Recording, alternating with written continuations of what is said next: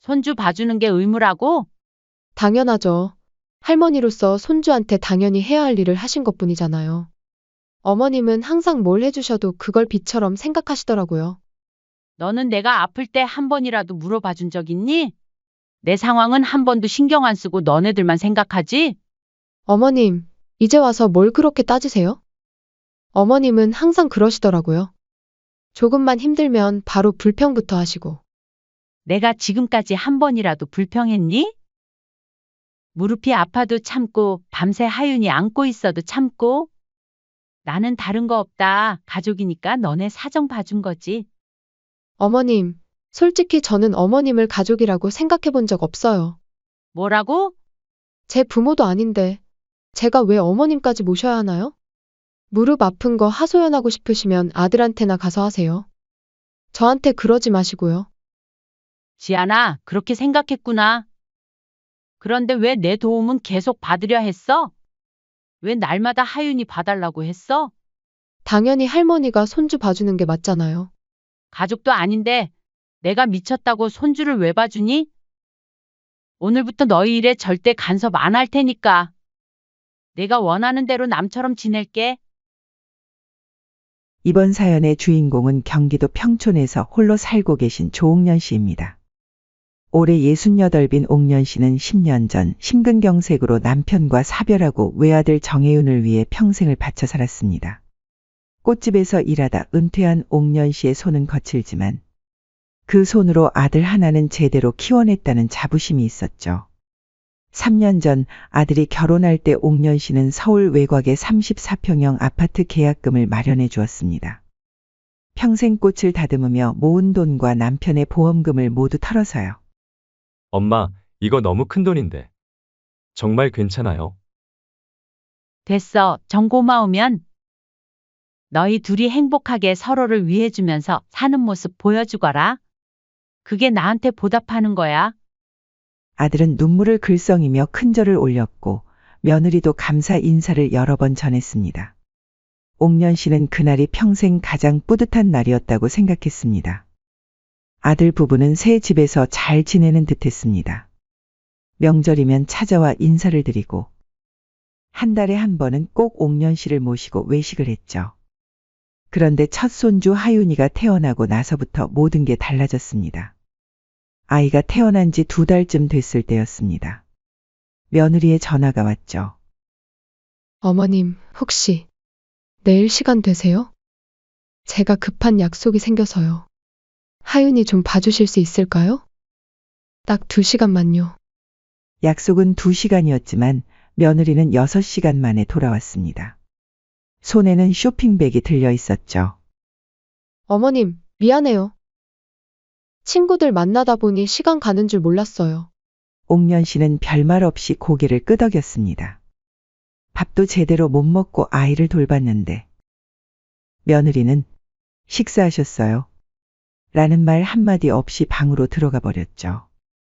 그로부터 월요일, 목요일, 토요일 점점 손주를 봐주는 날이 늘어났습니다.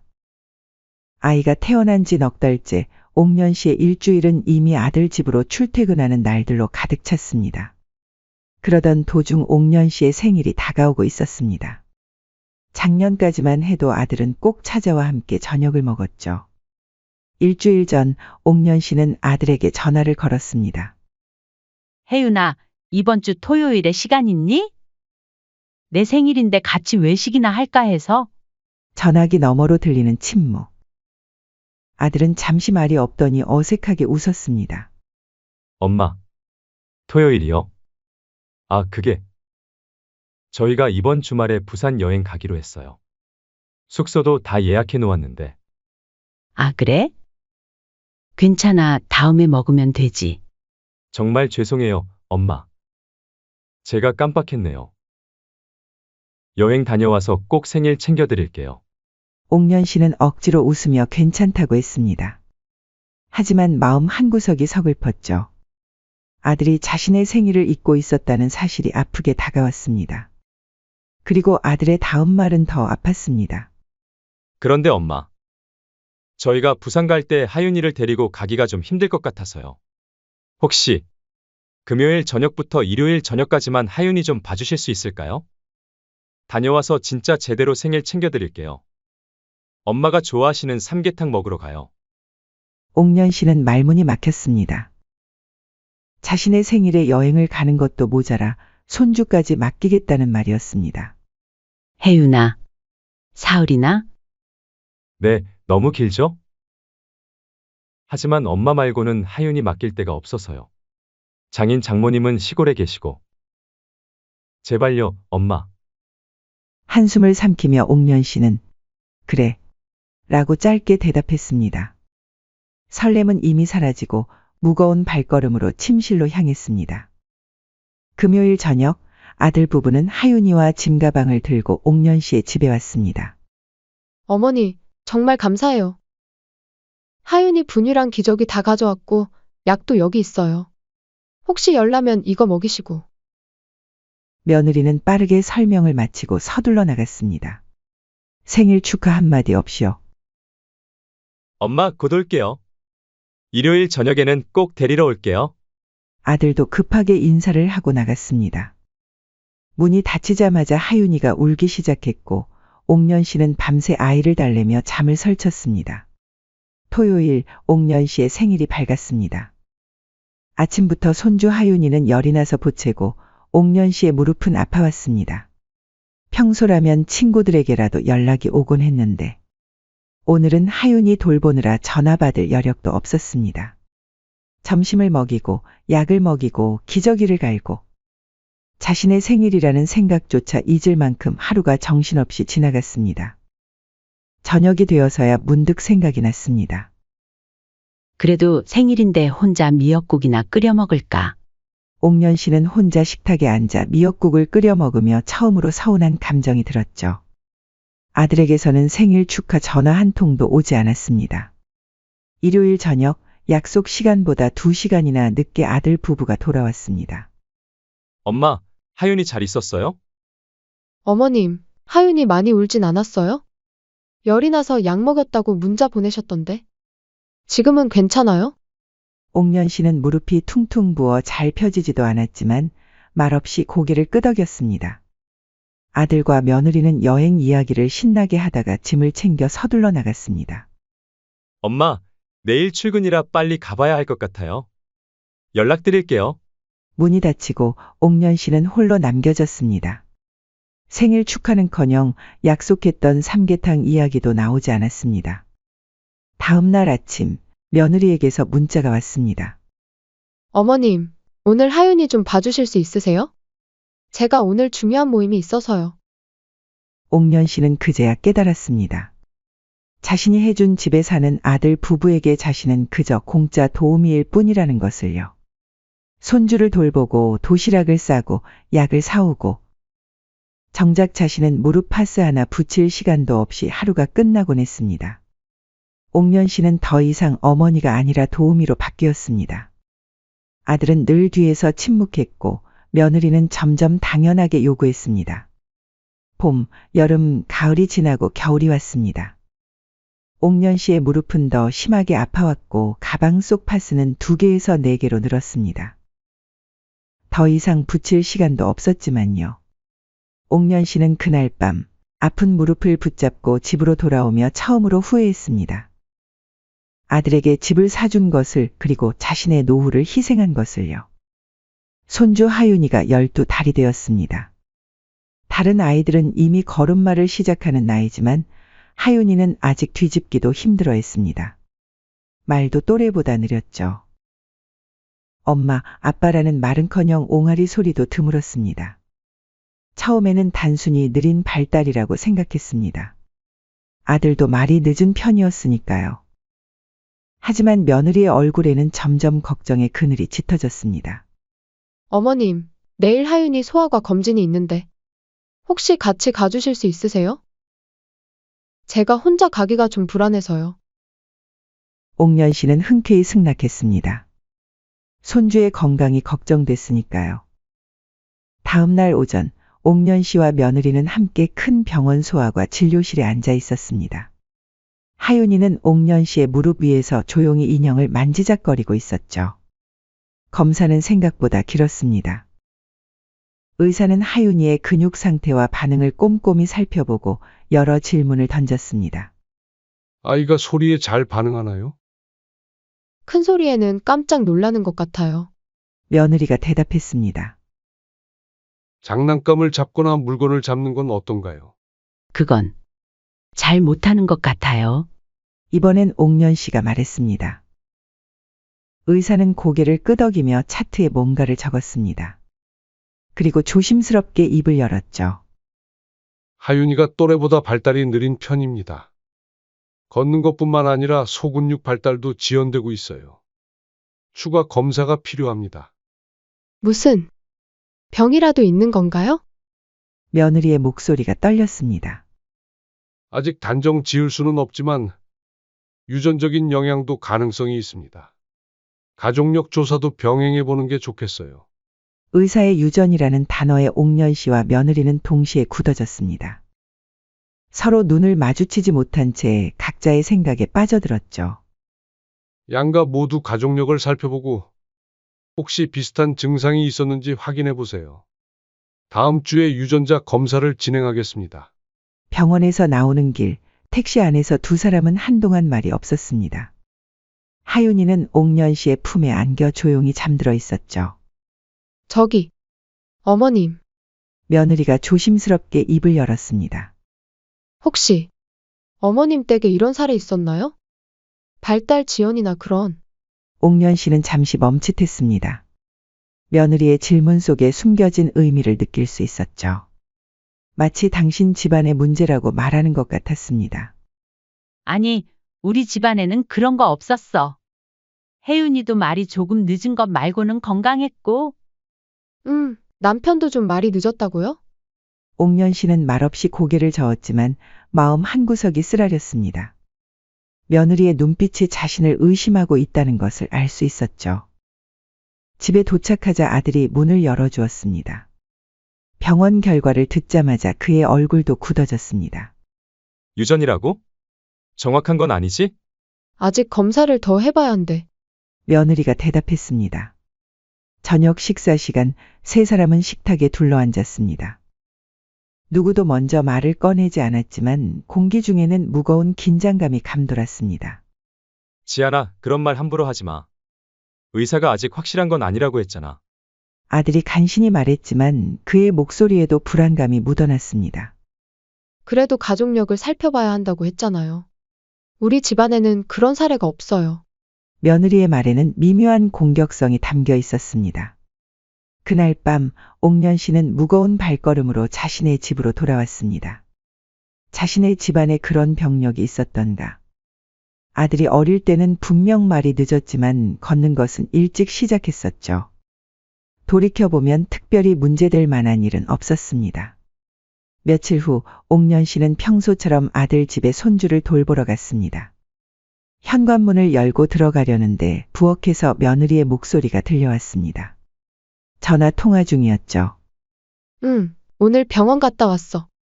아직 검사 결과는 더 기다려야 한대. 옥년 씨는 발걸음을 멈추었습니다. 들으면 안 될 것 같았지만 몸이 저절로 그 자리에 붙박인 듯 했습니다.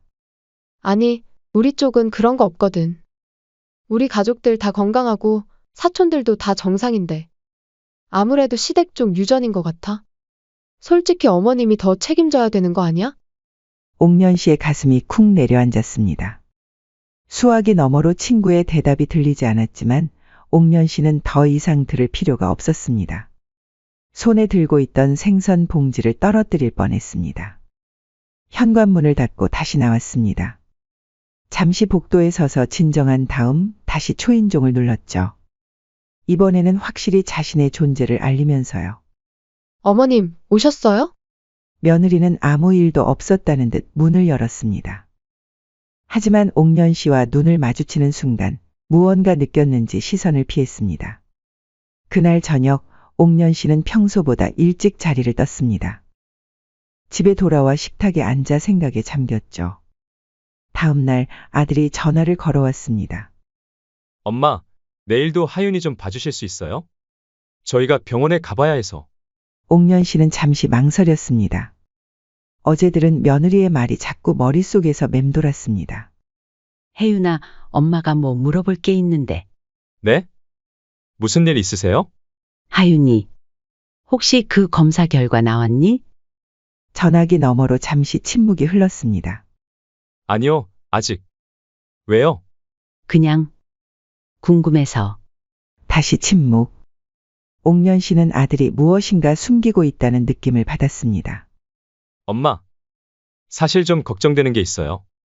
하윤이가 또래보다 너무 느려서. 그래, 그럴 수 있지. 근데 혹시 엄마, 우리 집안에 그런 병력이 있었던 건? 옥년 씨는 가슴이 찢어지는 듯 했습니다. 아들마저도 자신을 의심하고 있었습니다. 혜윤아, 우리 집안에는 그런 거 없었어. 내 아버지도 건강했고, 나도 어릴 때 아픈 적 없었어. 아, 네, 알겠습니다. 그럼 내일 하윤이. 미안하다. 내일은 어려울 것 같구나. 내가 무릎이 많이 아파서. 엄마, 정말요. 근데 저희가 진짜 급한 약속이 있어서.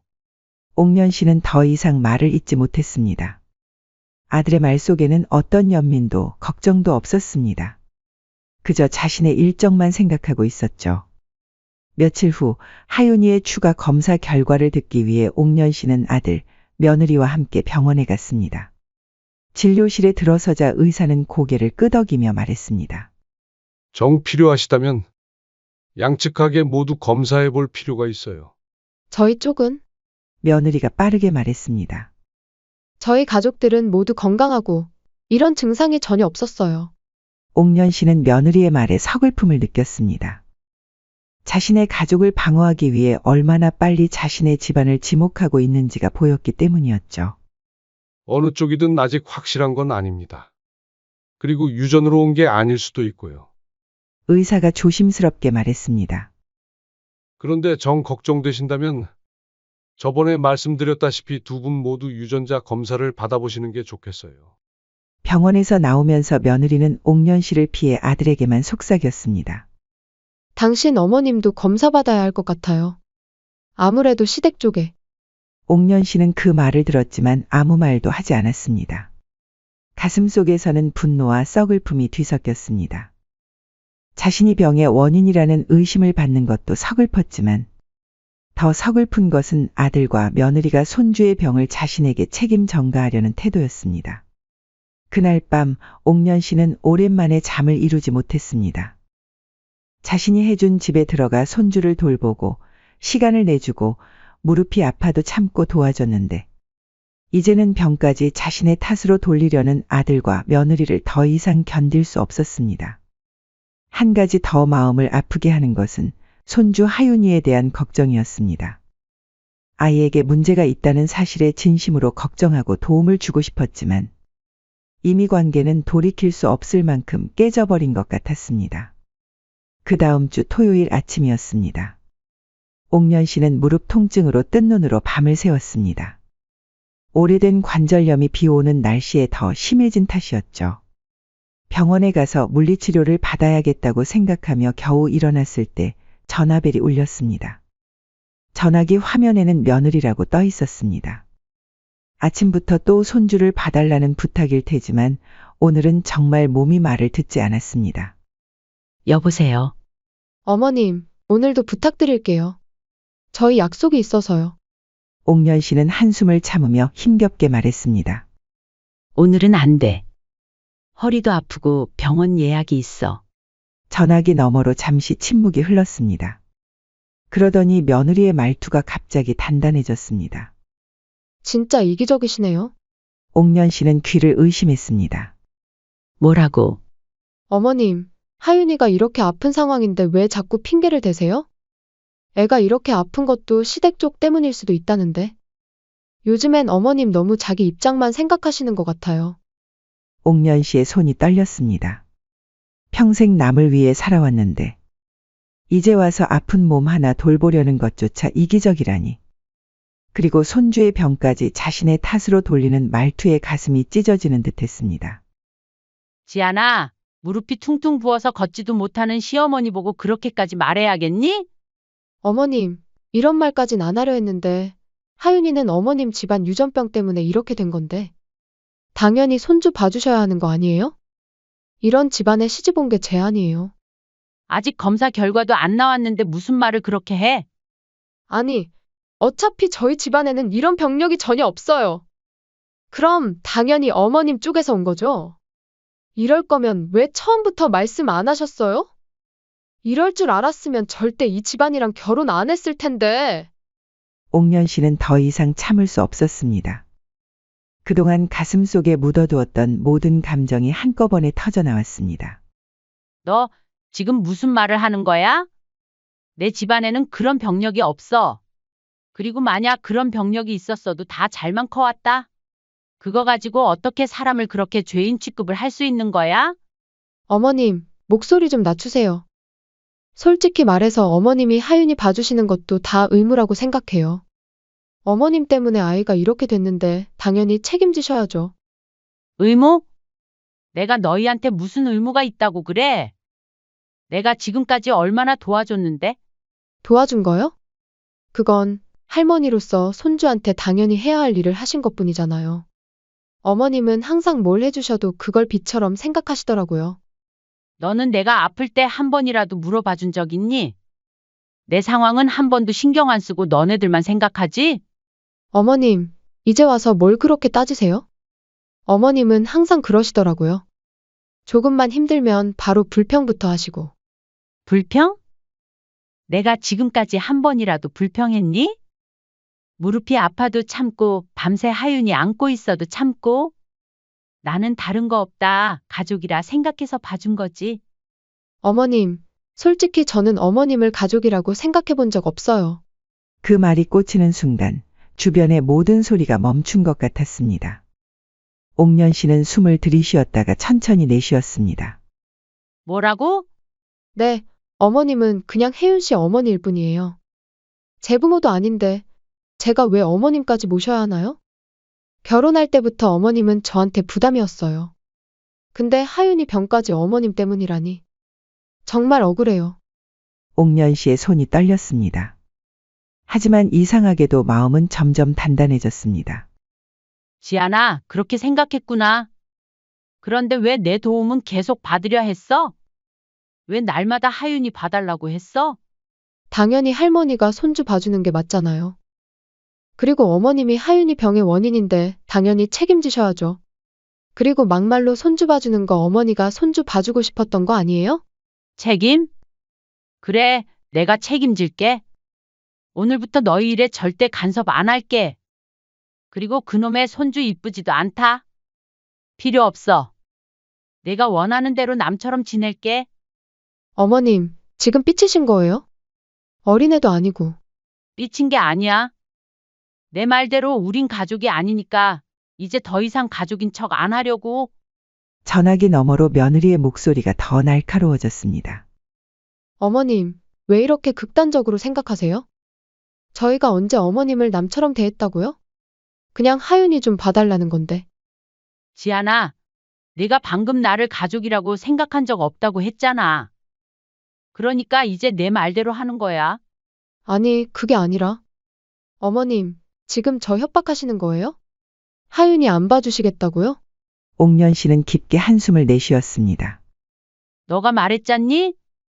난 이제 너희 가족이 아니니까 내 일에만 신경 쓸게. 어머님, 정말 이기적이시네요. 하윤이가 어머님 유전 때문에 이렇게 된 건데, 어떻게 책임도 안 지시려고 해요? 이게 양심이 있으신 거예요? 옥년 씨는 말없이 전화를 끊었습니다. 손이 떨렸지만 마음은 이상하게 단단해졌습니다. 오랫동안 억눌러왔던 분노와 서운함 그리고 결단력이 한꺼번에 솟아오르는 기분이었습니다. 그리고 며칠 뒤 아들에게서 전화가 왔습니다. 엄마, 지안이랑 무슨 일 있으셨어요? 많이 속상해하던데. 혜윤아, 내 와이프가 무슨 말을 했는지 알아? 그게 엄마, 지안이가 요즘 많이 예민해서 그래요. 하윤이 때문에 스트레스가 심해서. 내가 가족도 아니래. 하윤이 병이 다 내 탓이고 그러니까 당연히 내가 하윤이를 봐야 한다고. 옥년 씨는 말없이 전화를 끊었습니다. 가슴은 아팠지만 동시에 이상한 홀가분함도 느껴졌습니다. 이제야 자신의 생각을 솔직하게 말했다는 해방감이었죠. 그날 밤 옥년 씨는 서랍 깊숙한 곳에서 꺼낸 분양계약서를 손에 들었습니다. 그 집 아직도 실소유주는 자기였습니다. 등기만 미뤘던 것이죠. 옥년 씨는 벽에 걸린 시계를 바라보았습니다. 아직 늦지 않았습니다. 조용히 전화기를 들고 번호를 눌렀습니다. 여보세요? 김 변호사님 맞으신가요? 조옥년입니다. 네, 조홍연 씨. 오랜만이네요. 무슨 일이신가요? 제가 소유하고 있는 아파트가 있는데 팔려고 합니다. 지금 당장요? 전화를 끊고 옥년 씨는 창밖을 바라보았습니다. 비가 오고 있었지만 마음은 이상하게 맑았습니다. 지금까지 느껴보지 못한 해방감이 전신을 감쌌습니다. 남처럼 지내자고? 그래. 이제부터 정말 남이 되어보자. 3주 후 계약이 성사되었습니다. 서울 외곽의 34평형 아파트는 급매로 다른 가족에게 넘어갔습니다. 옥년 씨는 변호사를 통해 모든 절차를 밟았고 법적으로 요구되는 최소한의 통보만 아들에게 보냈습니다. 한 달 내로 집을 비우라는 내용의 공식 문서였죠. 처음에 통지서를 받았을 때 아들은 농담인 줄 알았습니다. 어머니가 그럴 리 없다고 생각했죠. 그래서 그냥 무시했습니다. 옥년 씨에게 전화를 걸었지만 받지 않았고 문자에도 답이 없었습니다. 그날 저녁 정혜윤과 지아는 평소처럼 각자의 직장에서 퇴근하고 돌아왔습니다. 하윤이는 시터에게 맡겨져 있었습니다. 아들 부부가 아파트 현관 앞에 도착했을 때 이상한 점을 발견했습니다. 도어락 옆에 붙어 있는 작은 스티커가 그들의 눈에 들어왔습니다. 부동산 거래 완료. 이게 뭐야? 며느리가 당황한 목소리로 물었습니다. 최종 통보 본 부동산은 김민석 씨에게 매각되었으며 2주 내로 완전히 비워주시기 바랍니다. 아들의 얼굴이 창백해졌습니다. 어머니가 정말로 집을 팔았다는 사실을 이제야 깨달은 것이었죠. 여보, 어떻게 된 거야? 며느리가 불안한 목소리로 물었습니다. 엄마가 정말 집을 팔았어. 아들의 목소리는 떨렸습니다. 뭐라고? 어떻게 그럴 수가 있어? 우리 집인데. 아니, 법적으로는 엄마 명의였어. 우리는 그냥 살게 해준 거지. 며느리의 얼굴이 하얗게 변했습니다. 그들은 그 자리에 서서 한동안 말을 잇지 못했습니다. 아들이 급히 어머니의 집으로 달려갔지만 옥년 씨는 차분하게 문을 열어주었습니다. 엄마! 이게 무슨 짓이에요? 왜 집을 파셨어요? 옥년 씨는 담담한 표정으로 아들을 바라보았습니다. 내가 원한 대로야. 남처럼 지내자며? 이제 정말 남이 됐네. 엄마, 그건 그냥 한 말이었잖아요. 어떻게 정말 집을 파실 수가 있어요? 우리가 어디서 살아요? 한 달 전에 통지서를 보냈는데 너희가 무시했지. 이제 와서 그런 말이 어딨니? 통지서요? 그거 진짜였어요? 엄마가 그럴 리 없다고 생각했어요. 옥년 씨는 천천히 고개를 저었습니다. 혜윤아, 이제 와서 그런 말 하지 마. 너희가 나한테 한 말들 어떻게 잊을 수 있겠니? 하윤이 병이 내 탓이라고. 내가 가족도 아니라고. 아들은 말문이 막혔습니다. 어머니의 눈에서는 더 이상 슬픔이나 분노가 보이지 않았습니다. 그저 담담함만 남아 있었죠. 엄마, 우리가 잘못했어요. 용서해 주세요. 제발 집 파신 거 취소해 주세요. 이미 늦었어. 계약은 다 끝났고 새 주인이 곧 들어올 거야. 2주 안에 집을 비워. 그 말을 마치고 옥년 씨는 조용히 문을 닫았습니다. 아들은 그 앞에 서서 한동안 멍하니 서 있었습니다. 다음 날 아들 부부는 긴급하게 새 집을 알아보기 시작했습니다. 하윤이를 위한 공간도 필요했고 당장의 거처가 필요했으니까요. 며느리는 계속해서 울었고 아들은 멍하니 앉아 있었습니다. 이럴 수가 있어? 우리 보고 남처럼 지내자더니 정말 집까지 팔아버리다니. 내가 뭘 그렇게 잘못했다고. 당신이랑 당신 어머니가 우리 아이 병의 원인인데. 며느리의 말이 끝나기도 전에 아들의 휴대폰이 울렸습니다. 여보세요? 네, 정혜윤입니다. 전화기 너머로 의사의 목소리가 들려왔습니다. 정혜윤 씨, 하윤이 유전자 검사 결과가 나왔습니다. 아이의 질환은 산모 계통에서 유전된 것으로 보입니다. 어머니 쪽이 아니라 아내 쪽 가게에서 발견된 유전자 변이와 일치합니다. 그 전화를 들은 순간 정혜윤은 조용히 고개를 떨궜습니다. 아무 말도 하지 않고 그날 어머니에게 했던 모든 말들이 머릿속을 스쳐갔습니다. 알겠습니다. 감사합니다. 전화를 끄는 아들은 한동안 말을 잇지 못했습니다. 며느리가 불안한 눈으로 물었습니다. 누구야? 뭐래? 하윤이. 검사 결과야. 그래서? 내 쪽 유전이래. 며느리의 얼굴이 굳어졌습니다. 방금 전까지 울던 눈에서 눈물이 멈췄고 입술만 파르르 떨렸습니다. 그럴 리가 없어. 우리 집안에는 그런 거 없었어. 다급한 마음에 며느리는 다시 어머니에게 전화를 걸었지만 옥년 씨는 받지 않았습니다. 문자를 보냈지만 답장도 오지 않았습니다. 어머니, 제발 전화 좀 받아주세요. 제가 잘못했어요. 하윤이 검사 결과도 나왔는데 어머니 탓이 아니었어요. 제발 한 번만 만나주세요. 하지만 옥년 씨에게서는 아무 응답도 없었습니다. 2주 후 아들 부부는 작은 월세 아파트로 이사했습니다. 옥년 씨가 지정한 날짜까지 정확히 집을 비웠죠. 하윤이의 치료는 계속되었고 검사 결과에 따라 적절한 재활 프로그램이 시작되었습니다. 아들은 매일같이 어머니를 찾아갔습니다. 하지만 옥년 씨는 문을 열어주지 않았고 결국 그곳마저 떠나 새로운 곳으로 이사했습니다. 옥년 씨는 이제 새로운 동네에서 조용히 살고 있습니다. 아파트를 판 돈으로 작은 전원주택을 마련했죠. 무릎 치료도 꾸준히 받고 있고 가끔은 동네 도서관에서 책을 빌려 읽기도 합니다.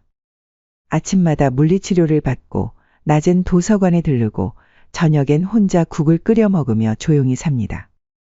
휴대폰 속 손주 사진은 더 이상 들춰보지 않습니다. 처음에는 마음이 아팠지만 이제는 그것도 무뎌졌습니다.